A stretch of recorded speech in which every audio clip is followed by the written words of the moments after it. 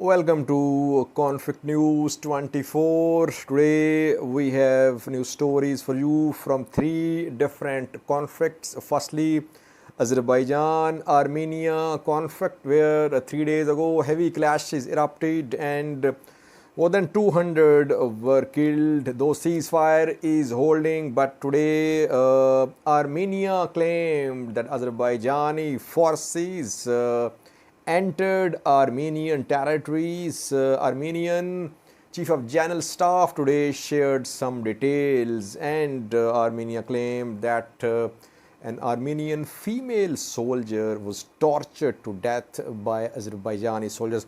Secondly, Central Asia, where deadly clashes erupted on Friday between Tajikistan and Kyrgyzstan. Number of casualties is being reported. Kyrgyzstan parliament met just a few minutes ago. Session concluded, and tomorrow martial law could be imposed in Kyrgyzstan. So much is the intensity of this fighting in border areas. And thirdly, Russia-Ukraine conflict.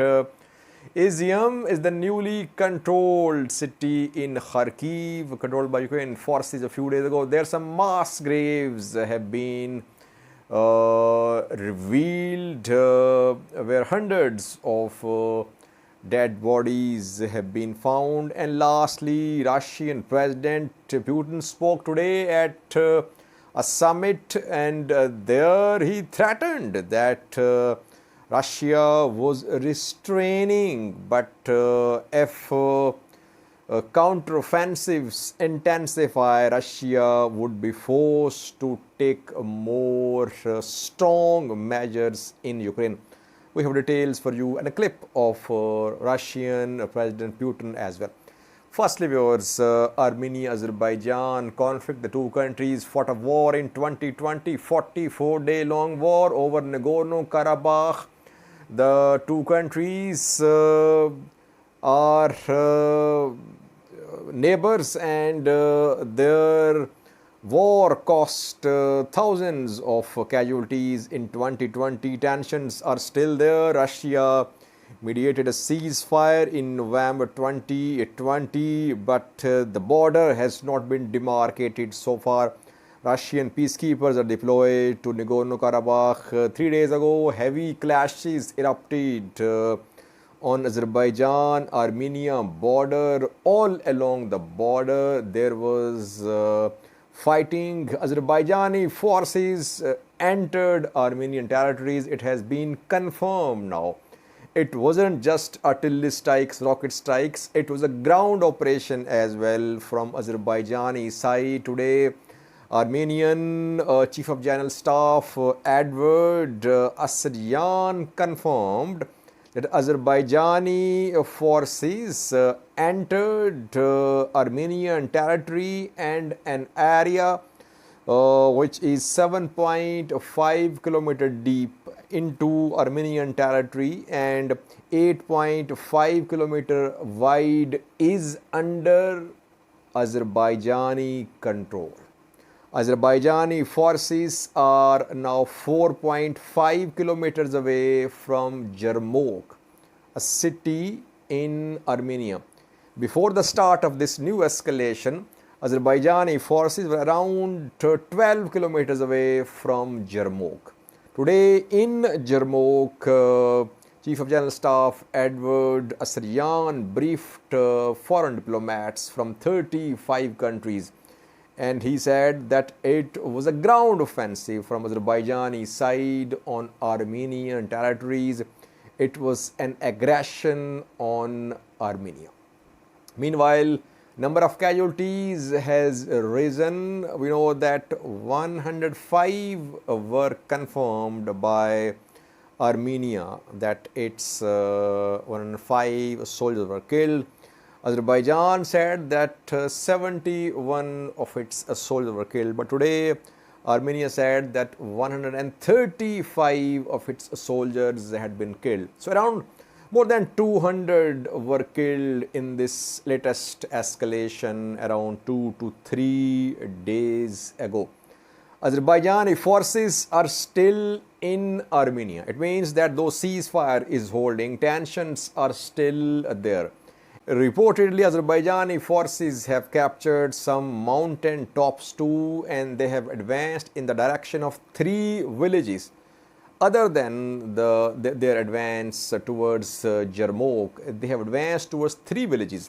The villages are Narkinhan, Shorzhas, and Ishkanasar. Ishkanasar, Shorzhar, and Narkinhan are 3 villages.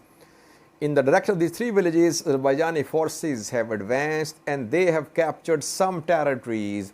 Less than a kilometer was captured by Azerbaijani forces. It means that tensions are still there, viewers. And Armenians today protested, a few dozen, in front of Russian embassy in Armenia. They are protesting because they said that Russia is not helping Armenia. Armenian Chief of General Staff further said in his talk with diplomats in Jamruk today that an Armenian female soldier was tortured to death by Azerbaijani soldiers. Her name is Susanna Margarian. She's basically a volunteer. She joined the armed forces and she was deployed to some front lines. And in this new escalation, she was captured by Azerbaijani soldiers. She was tortured, dismembered. Her body parts were dismembered, Armenia claims, and she was tortured to death. It's very horrific. It shouldn't have happened. We saw last year, not last year, in 2020, the two countries fought.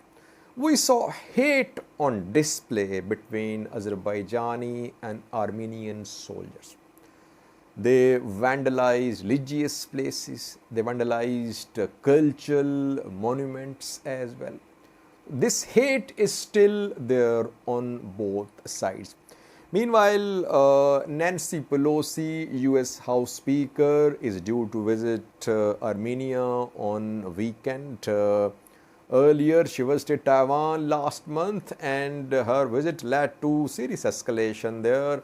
Now, let's see what happens after her visit of Armenia.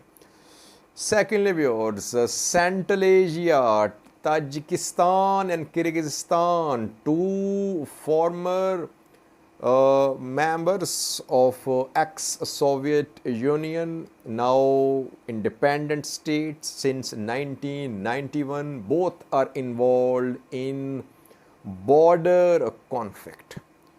Border clashes have been seen several times in the past. On Friday, heavy fighting erupted on Tajikistan-Kyrgyzstan border. A number of casualties is being reported. Cause of the fighting is demarcation of border and rights on some water pumping stations, agricultural land as well. The two countries share 1,000-kilometer long border. And around half of this border is not demarcated. And secondly, Tajikistan has some exclaves, which are Tajikistan territories but surrounded by Kyrgyzstan. And in these ongoing clashes, both sides are confirming casualties. Though at 4 p.m. local time, ceasefire was agreed. Presidents of Kyrgyzstan and Tajikistan are attending a meeting in Uzbekistan. There they met and they agreed on a ceasefire, but the ceasefire is not holding. And clashes are still ongoing. Clashes involve tanks, artillery pieces, MLRS. Kyrgyzstan is using its TB2 Turkish drones as well. So it's all out war on Kyrgyzstan Tajikistan border. And just 2 hours ago, Kyrgyzstan parliament held a session. It announced that if by tomorrow morning Tajikistan did not end its military offensive on Kyrgyz territories, martial law would be imposed in Kyrgyzstan and general mobilization would be ordered. So that shows the gravity of the situation. Russia has called for calm. Russia has military bases both in Kyrgyzstan and Tajikistan. Both are members of CSTO as well, a military alliance formed in 2002. Russia is also a member. Armenia as well. Russia is calling for calm, but heavy fighting is still ongoing.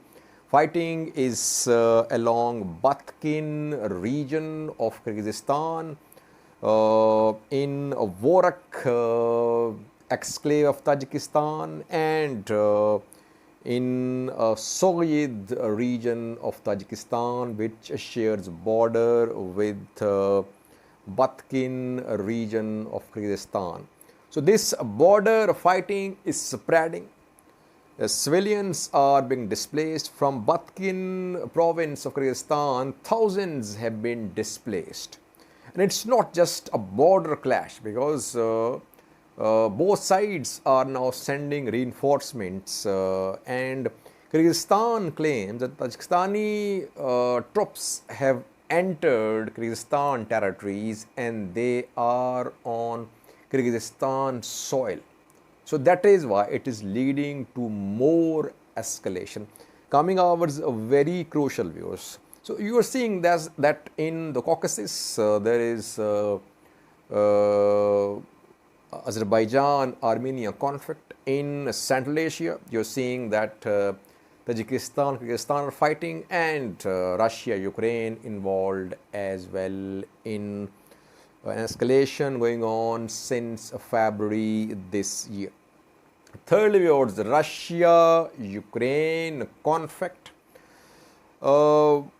Ukrainian forces retook large territories in Kharkiv in recent days. They launched a counteroffensive there and they captured some major places like Kupiansk and Izyum. In Izyum, Ukraine claims that some mass graves have been found where around 440 graves have been found. Ukraine is urging international inquiry into the mass graves found in Izyum. If you remember, when Russians withdrew from Bucha, close to Kiev, Ukrainian capital, in Bucha as well, around 450 graves were found. Now, once again, we're seeing the same in Izyum. Who are these killed people? Are they civilians? Are they soldiers? It's not clear. Meanwhile, UN has announced that it is sending a mission to Izyum which will investigate, which will try to find whose graves these are, in which circumstances were the deceased killed. Lastly, Russian President Putin today threatened that Russia would use more force. He claimed that Russia was restrained in the ongoing military operation in Ukraine. Russia, by the way, has not announced general mobilization in Russia so far. Though it has deployed large number of its troops to Ukraine, but no announcement of general mobilization in Russia.